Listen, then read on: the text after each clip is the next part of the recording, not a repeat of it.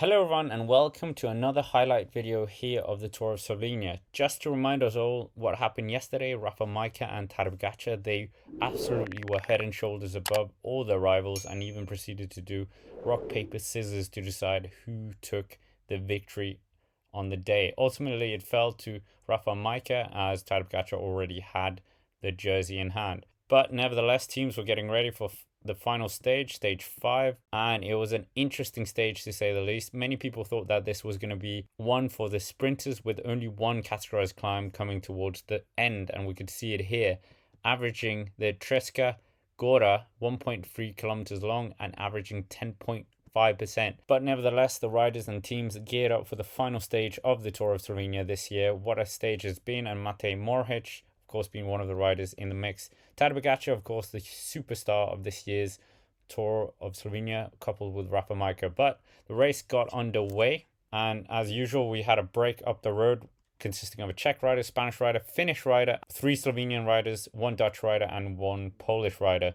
So 75.6 kilometers to go. They were building up the lead, and we had Bike Exchange Jaco with the team trying to bring it back 4 minutes almost in arrears of the breakaway, 75.6 kilometers to go. About 40 kilometers later, the breakaway still had a lead of 1 minute and 13 seconds, but it looked like their day would be numbered. And we can see Bike Exchange Jaco really investing a lot into this chase, throwing their whole team in front to reduce this gap down very quickly, even with the roundabout. With 16.6 kilometers go, the gap was still 53 seconds as the break passed the finish line for the first time in Novo Mesto. And with 14.1 kilometers to go, Iolo Kometa and UAE Team Emirates took up the front charge. Bike Exchange Jaco somewhat disappeared, but Bahrain Victorious was also there. We then got to the infamous climb, the Treska Gorka, and here Tadej Pogačar pushed on affairs. Bahrain Victorious were the first team to push on, but Tadej Pogačar responded, putting in an acceleration. And how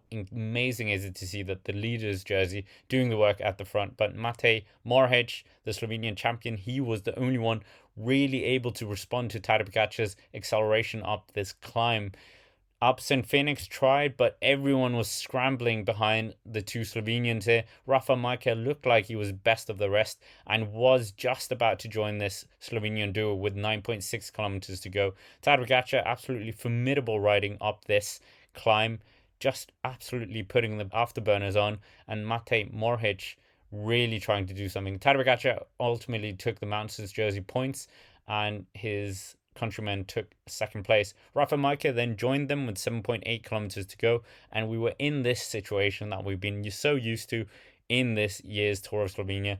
Rafa Majka and Tadej Pogačar with another rider from Bahrain Victorious, this time Mohoric. But behind them we had a solo charge of Luka Mezgic from Bike Exchange Jaco. They were trying to salvage something here after that they hadn't had Dylan Groenewegen being able to do something. So the question was, would he be able to catch these 3 front riders? And they looked like they were going so fast, to be honest. They were working really well together. No one wanted Luka Mezgic to come back. And with 5.4 kilometers to go, it looked like Luka Mezgic threw in the towel. He realized he wasn't going to catch this torpedoing trio at the front. 4.1 kilometers to go, and it looked like Nicole Conchi was trying to do something here for Alpes and Phoenix. He hit out, couldn't quite get a gap enough to close, to get away from the group, and Bahrain Victorious were quickly to close that gap. With less than 3 kilometers to go, the trio out in front had a lead of 48 seconds, and it looked like the charge behind weren't going to be closing this gap anytime soon. Luka Mezgic was brought back, and it was interesting to see if he could do anything in the sprint. Rafa Majka teased almost having a scenario like we had on stage 1, but he went to the front and worked for his team leader here. Mohoric found himself in a UAE team member sandwich. He was wary about Tadej Pogačar, of course. They were coming around the corner here. They knew the finish was a bit of an uphill. Could the Slovenian road race champion do something here? He was behind Rafa Majka, and Tadej Pogačar was a few paces behind. Mohoric opened up the pace. It looked like he had the jump on Tadej Pogačar. Pogačar came around the other side of Rafa Majka, and they were nearing the finish, but it looked like Tadej Pogačar might just miss out.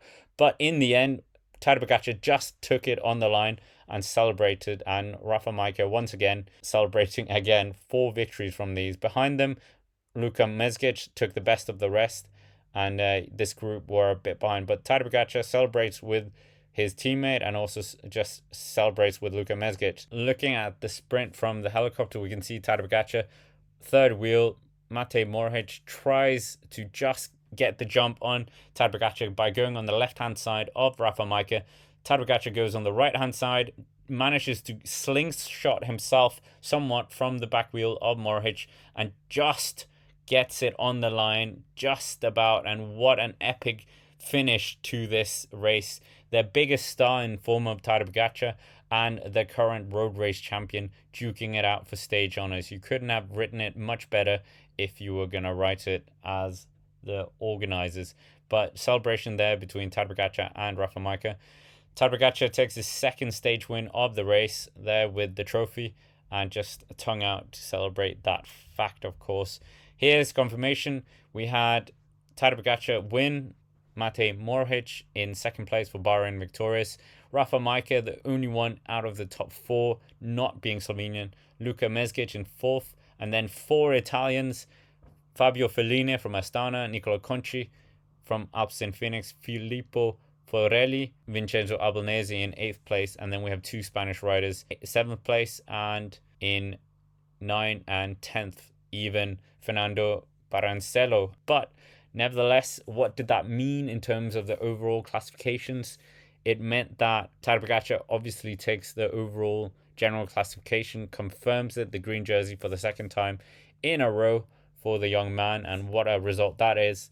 And on the podium, Rafa Majka and also Doma Novak managed to cling on to that third place. So a good result all round. Vincenzo Albanese in fourth place, Wojciech Repa in fifth, Nicola Conci in sixth, Paul Dobel in seventh. Good for the Englishman. In terms of the points classification, Tadej Pogačar takes that despite being equal with Rafa Majka. So I'm not quite sure how they decided that. But both of them, of course, taking two stage wins and also finishing third as well. But Rafa Majka there, mounts his jersey classification for him. That'll be very welcome for the pole. And yeah, they've just swept up all the jerseys apart from the one that they didn't qualify for, the young riders classification. So yeah, a really solid Tour of Slovenia. And Wojciech Repa, of course, the best young rider, a good ride from him for Kern Pharma, and that'll definitely elevate his status. So with that, that's it for this video. Thank you very much for following all the Tour of Slovenia coverage here on the channel, and if you haven't already, make sure to subscribe to the channel to stay up to date with all the Tour de France coverage that's coming up and other things as well. And check out the Cycling Dane Extra and the Cycling Dane Gaming channel, and also we have a website, www.thecyclingdane.com. So with that, thank you very much for watching, and as always, have a nice day.